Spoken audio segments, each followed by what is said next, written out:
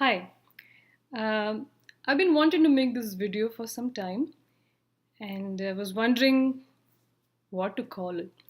So, I think what I want to talk about is the ego and as it relates to the self. So, the self with a capital S, right? So, in all these spiritual circles, many spiritual circles, the ego gets a bit of a bad rap. So, the ego is something to be destroyed, killed, or the ego is not a good thing. The ego causes separation. The ego doesn't allow us to be natural. It makes us stiff. It doesn't allow us to relate to other people, and so on and so forth. There are many explanations for the ego and why it is not really a very good thing for whatever reason. So I started to think about this, and what I thought is that first of all, the ego is inseparable. If you're a human being, you have an ego. And ego is just identification, it's identity.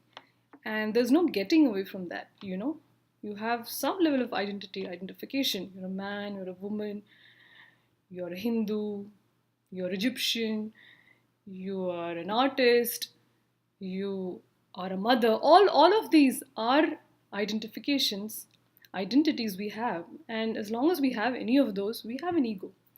And it's constantly changing. When you're born, maybe you don't have much of an identity, but then as you grow older, you develop an identity and it keeps changing. And some aspects of your identity, which seem very salient, very important, may not be that way a few years after, and it changes. So it's very dynamic. And I don't see any reason for us to get rid of or really make even any effort to get rid of the ego because it's a wasted effort. It's not going to go anywhere. On the other hand, what we could all do for ourselves and for sake of our children is really help cultivate healthy ego. So what is a healthy ego? Now, we may all have come across people who just seem very confident, borderline arrogant. And you feel like, wow, they have such a strong ego. But it need not be that way. So I've been around people like this. And I've seen that there are people who appear very confident and almost full of themselves, but they really need other people to to be that way. So if you place them in an unfamiliar situation or a whole new setting, they may not have that same kind of confidence and that persona. They may not have that because their ego is very much derived from the other, you know, either another person or the place, something. And that's where they derive their strength. And the ego gets its strength from another entity. Now, there are people, I'm sure we've all met them, who are just who seem to be confident on their own terms. It's really not because of the work they do, it's not because of how much money they have or anything or how they look. They just have a confidence that comes out of nowhere or out of inside, from inside, right? And that confidence is wonderful. That is the confidence which I think signifies a healthy ego. So, which means even if you lose your job or you lose your looks or whatever it is, there is a sense of strength that comes from. It's not dependent on any of these things, and it's not dependent on an external entity. This, I think, is a fantastic ego, a very healthy ego, which is self-established, self-validated. And this is the ego which actually protects us. The ego is a shell around ourself, the big S, okay?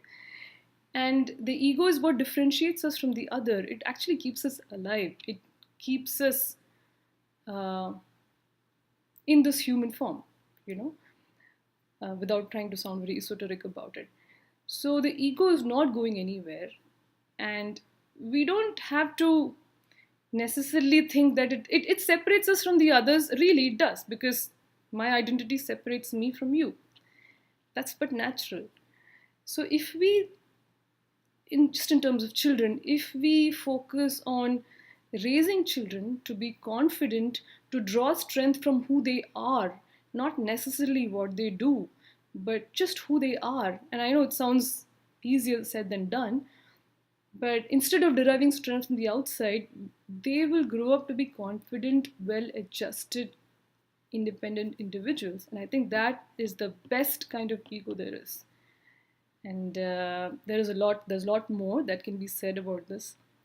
But before I kind of, overthought the whole thing, I wanted to just create a video and invite people to discuss and let me know what they think, and just unpack this a little bit more. So thanks for listening.